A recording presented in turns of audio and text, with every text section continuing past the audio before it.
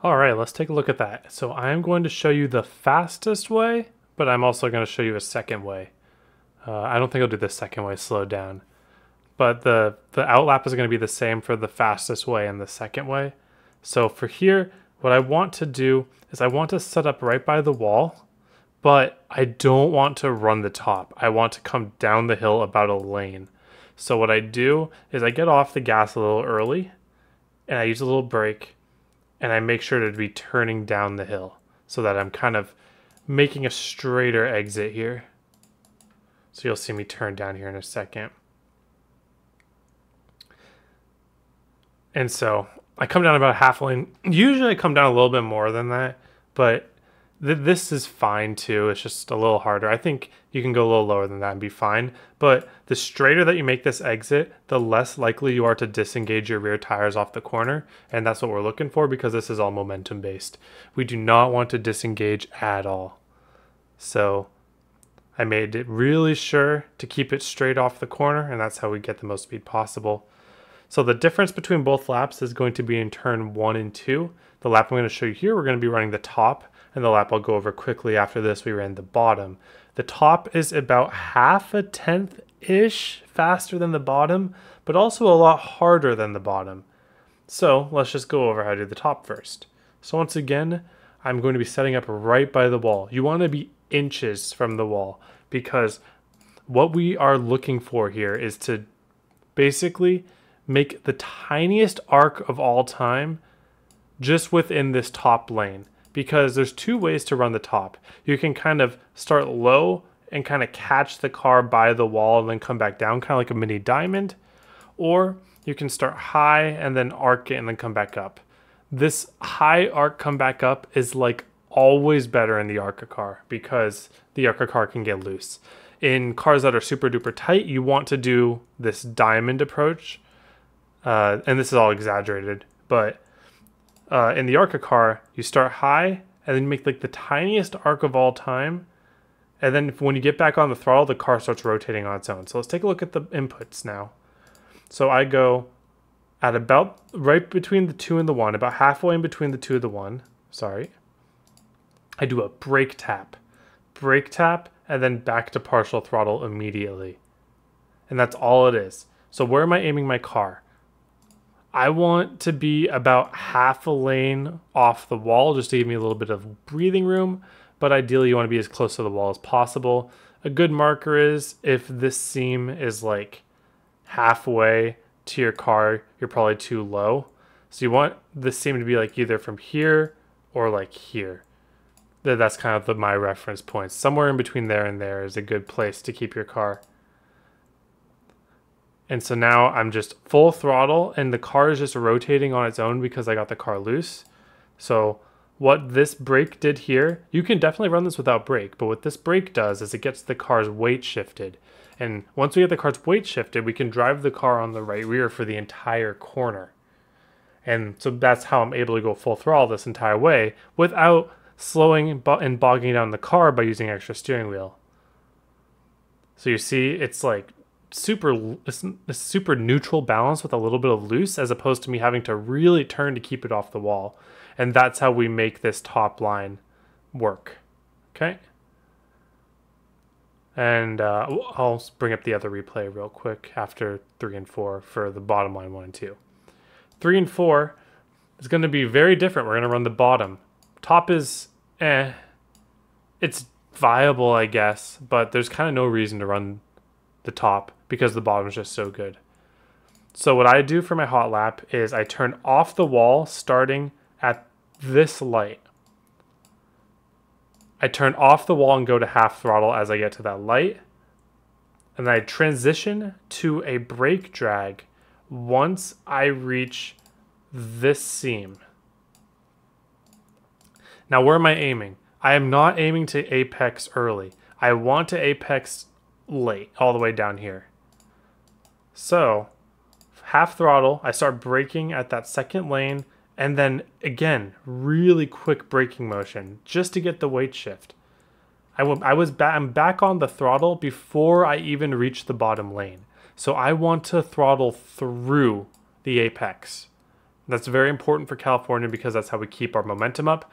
And as you know, the car will get so loose that we're going to get the turn off the corner whether we want to or not. Oops. Ah, crap.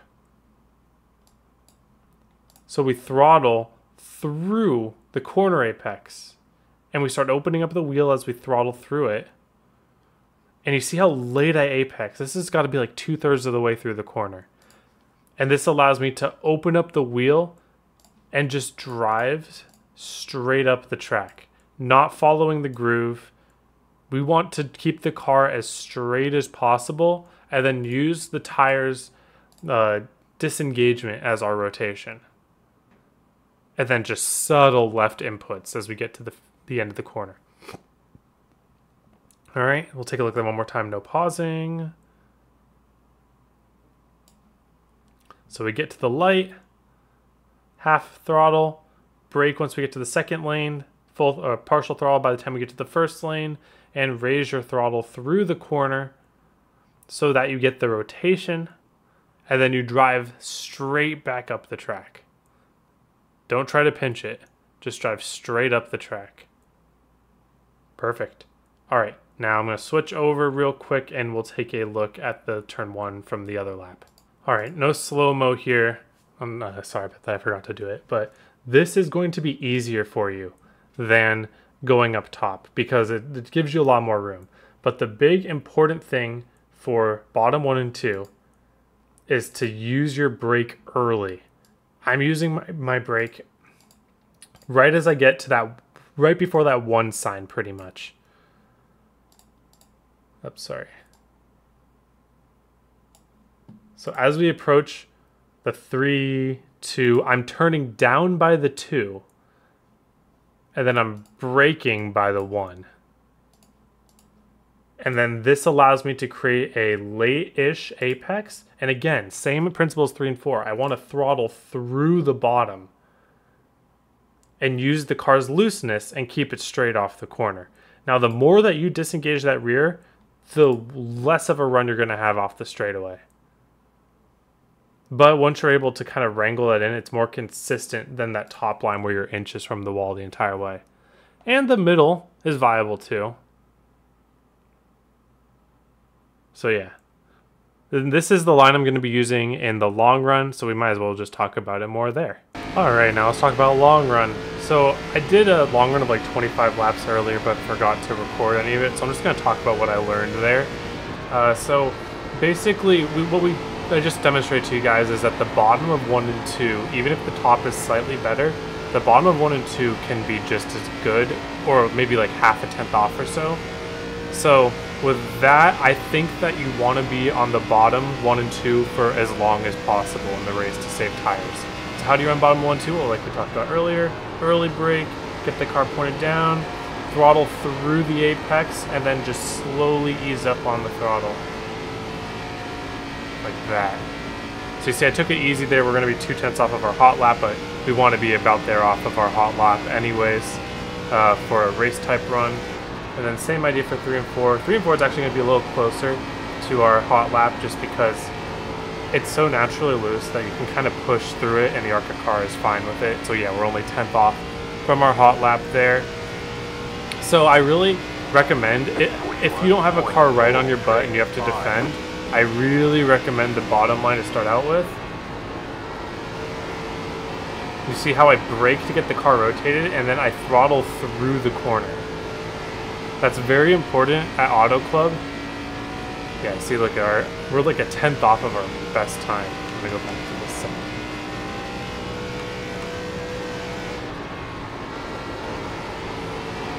It's very important to keep up your momentum at Auto Club.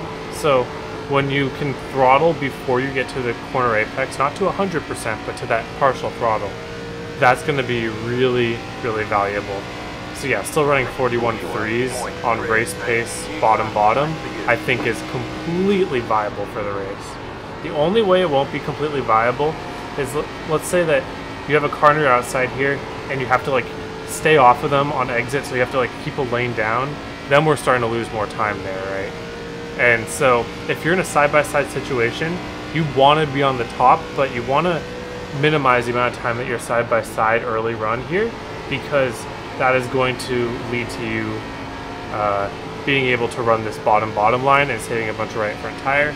And then where do we spend the right front tire? Well, it'll be at the end of the run. So about 15-ish, 15, 20-ish laps into the race, you're going to want to go to the top in 1 and 2. So we just, top of 1 and 2, it's very easy because we can back up our corner entry and it's like just as good. It'll be like marginal the time you lose. Hot lap, I kind of yeeted it, but when you're running this 1 and 2 where you're trying to just survive in a way, then you can go very early entry and then just early throttle up, and the car will just get on that right rear like we talked about in qualifying. And as long as you get that weight shift so that the car's on the right rear, then that is going to be perfectly fine for the corner. So you'll see, I'll pretend I have old tires here. So I get off really early and then just smooth onto the throttle, and the car will rotate for me up here. And this is going to be faster in the bottom late run because the tires will start wearing off and you'll start needing to use that momentum along the high side even more. Top side of 3 and 4 will never work in my opinion. I could be slightly wrong. Maybe like a couple laps you can use it. See, don't go to full throttle too early like I did there because I wasn't thinking. Another pro tip: be very smooth on the throttle on the exit of 4. You're going to need it. We'll do one more time up top. So at like the 2 we let off, and then we just gradually get back on. You can be a little more aggressive than you think because of how early you're letting off. You'd rather, it's a lot safer than you would expect to let off early and then be aggressive on the throttle because that car's going to get the weight shift. As long as you do that little brake tap, everything will be good. And then widen out this corner a little more this time. Yeah, I'm apexing later, like I tell myself to do. And it's just able to drive up the hill a lot easier. Easy peasy. Alright. Well, we messed around a little bit there, but we might as well check out our tires. 41.915. They'll probably be just about even. I had a little slide moment, but we'll see. So yeah, 94, 94, even tire wear. Did a few laps there. So that bottom line will keep your tires really from overheating the right front, and then with about 10 laps to go or so, you can start using that top of 1 and 2 to kind of cash in what you saved. Alright, thank you all for watching. Hope you have a wonderful day, and I hope to see you all on the track.